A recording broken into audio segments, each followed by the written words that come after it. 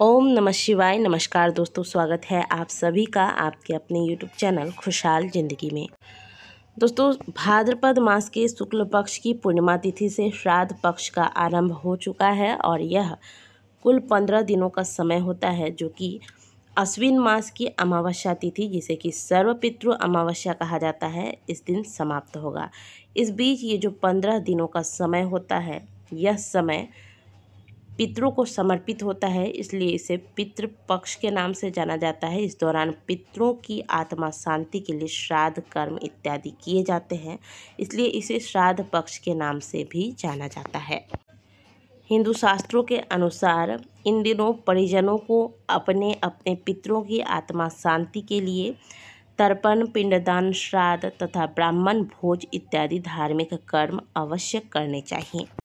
साथ ही पितृपक्ष से जुड़े हुए सभी नियमों का पालन पूरे परिवार को करना चाहिए। जो लोग पितृपक्ष के दौरान इन नियमों का पालन नहीं करते, शास्त्र विरुद्ध कार्य करते हैं और अपने पितरों को ना याद करते हैं, ना ही उनके कल्याण के लिए कोई भी धार्मिक कार्य करते हैं, ऐसे में पितृ दोष लगता है, क्योंकि पितरों की आत्मा को कष्ट होता है और पितृ की आत्मा को जब कष्ट होता है तो व्यक्ति को पितृ दोष का सामना करना ही पड़ता है।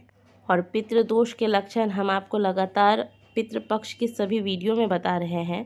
हो सकता है कि आप में से कुछ लोगों ने पहले वीडियोस नहीं देखे हों, इसलिए हर वीडियो में मैं आपको बताती हूँ कि पितृ दोष के लक्षण क्या है। पितृ दोष लगने से परिवार में आए दिन कोई ना कोई कलेश मचा रहता है। परिवार में लोगों के बीच बेवजह के ही एक तरह से कहे तो विवाद रहता है। बेवजह परिवार में कलेश होता है, परिवार के लोग अस्वस्थ रहते हैं, किसी की उन्नति नहीं होती। बहुत मेहनत करने के बाद भी आप बार बार विफल होते हैं या फिर वो फल नहीं मिलता है जो आप चाहते हैं।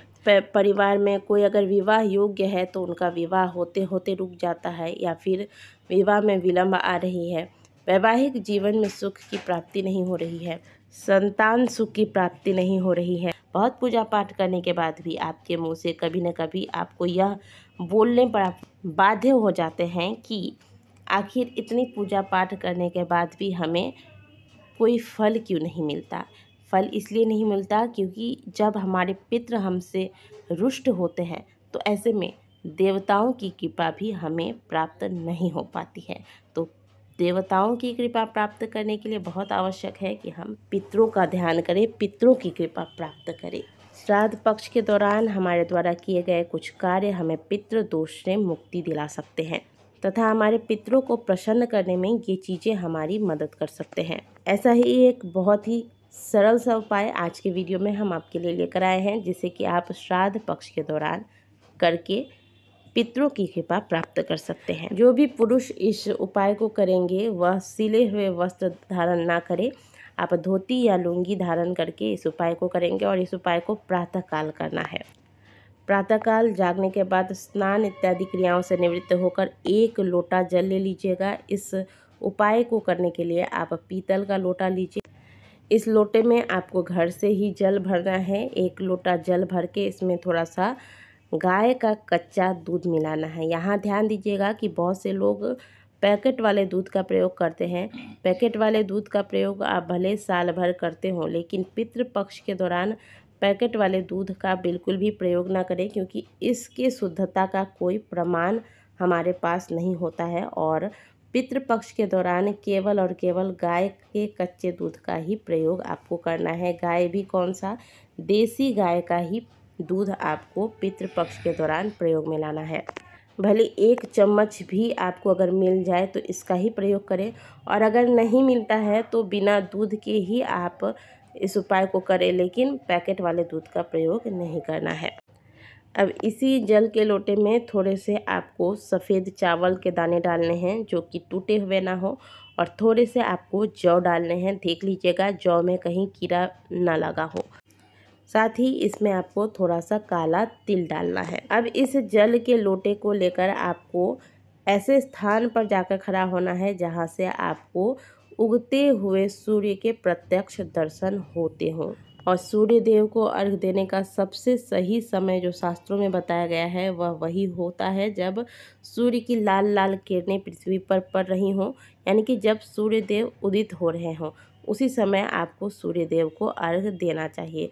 तो यह उपाय आपको इसी समय करना है, यानी कि उगते हुए सूर्य को अर्घ देना है आपको।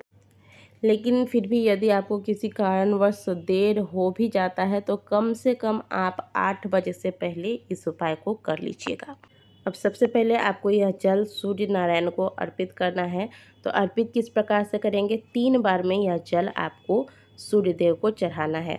सबसे पहले जब आप अर्घ देंगे, ओम घृणी सूर्याय नमः बोलकर एक बार आपने जल चढ़ाया, फिर आप रुक जाएंगे, फिर ओम घृणी सूर्याय नमः बोलकर दूसरी बार थोड़ा सा जल चढ़ाएंगे, फिर रुक जाएंगे और फिर तीसरी बार में आपने जितना लोटा में जल बचा हुआ है वो सारा जल सूर्य देव को अर्पित कर देना है, ओम घृणी सूर्याय नमः बोलते हुए। जल चढ़ाते वक्त आपका हाथ कुछ इस प्रकार से होना चाहिए, आप स्क्रीन पर देख रहे हैं। आप दोनों हाथों से लोटे को पकड़ेंगे, लेकिन अंगूठे का स्पर्श जल के लोटे में नहीं होना चाहिए और आपका हाथ कुछ इस प्रकार से ऊपर उठा हुआ होना चाहिए। जल चढ़ाने के बाद अपने स्थान पर ही आपको 7 बार घूमकर सूर्य देव की प्रदक्षिणा करनी है। इसके बाद आप सबसे पहले प्रथम पूज्य भगवान गणेश को स्मरण करें, उन्हें प्रणाम करें, ओम गं गणपते नमो नमः बोल के। इसके बाद फिर भगवान सूर्य को प्रणाम करें, उनसे पितरों की आत्मा शांति के लिए प्रार्थना करें और पितरों का ध्यान करते हुए पितृ देवता को प्रणाम करें। इसके बाद आपको क्या करना है, दक्षिण दिशा की ओर मुँह करके आप बैठ जाएं और पितरों का ध्यान करते हुए इस मंत्र का 108 बार जाप करें। मंत्र है ओम पितृ देवतायै नमः। पितरों का ध्यान करते हुए लगातार आपको इस मंत्र का 108 बार जाप करना है। अगर आप गिनकर जाप नहीं कर पाते हैं तो आप 5 से 10 मिनट तक आप इसी प्रकार से जाप करें, पितरों का ध्यान करते हुए। फिर पितृदेव को प्रणाम करें, उनसे प्रार्थना करें कि हे पितृदेव, आपकी कृपा सदैव हम पर बनी रहे। इस प्रकार से प्रार्थना करते हुए पितृदेव को प्रणाम कर लें।